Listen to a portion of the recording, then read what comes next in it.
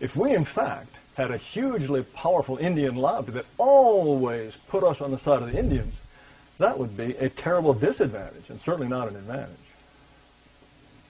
You earlier blamed black and Native Americans for not assimilating into white culture. Why is this not the fault of the whites? I didn't blame them for it. I think that it is perfectly natural that they not, because of this natural societal fault line, which is race. When people will sometimes find a white person who says, no, I don't want my daughter to marry a black person. Well, such a person is always treated as a bigot and a hate monger and a racist. Well, there are plenty of blacks that don't want their children to marry whites.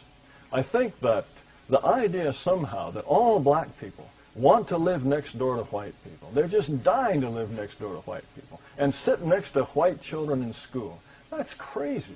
I think there may be a few blacks who want to do that, but by and large, they prefer the society and company of other people like themselves. So, certainly, there were rules set up by whites that required separation.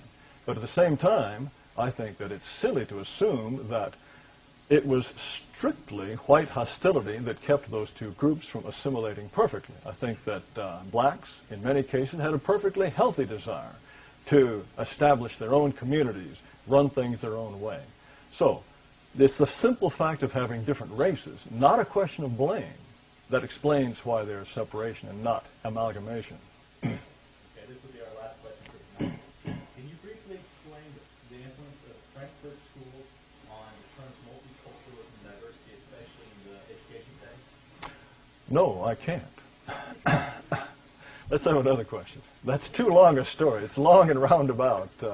The Frankfurt School, for those of you who are interested, was a school of philosophers that originated in Germany and was moved to the United States. It has had some influence on social thinking, but it's rather, I can't briefly explain it. Okay. How do we actually proceed toward a society that has a realistic approach toward race? Well, that's a good question. A lot of these questions have asked us essentially the same question. Well, what do we do? So, okay, Taylor, assuming you're right, well, then what do we do about it? I think that it is important to see what other societies have done.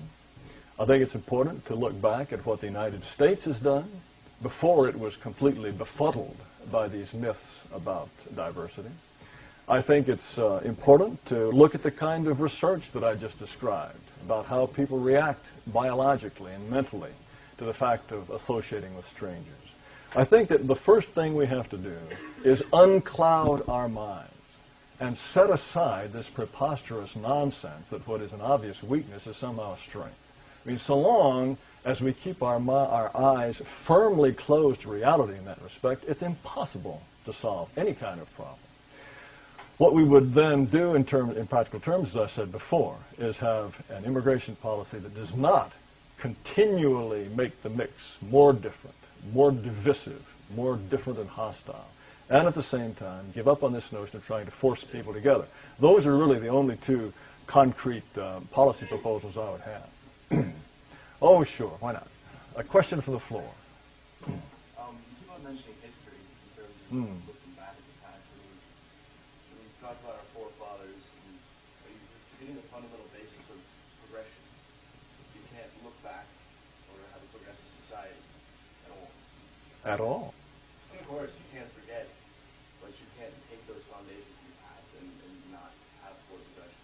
When you talk about these distinct lines, you find someone that, I mean, I'm from Miami, Florida. Of course, I grew up in a different place than a lot of people who are subject to isolation in terms of one race or one culture. You think someone who grew up in an all-black family, well, I guess I was going to ask you, do you think there's a genetic innate difference between a Hispanic, a Caucasian, and a black?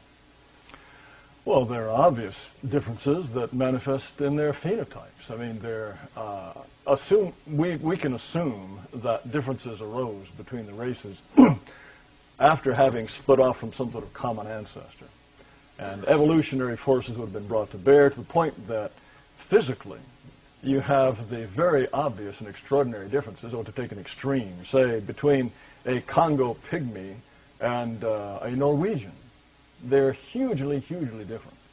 And assuming that, and I think this is the only possible explanation, unless you have some other form of divine intervention perhaps, but assuming that they diverged from a common ancestor, it took extraordinary environmental forces to result in these differences. I think it would be very, very surprising if the differences did not affect such things as average personality or mental characteristics. I would be very surprised if that were the case. Well, let's give Mr. Taylor a round of applause.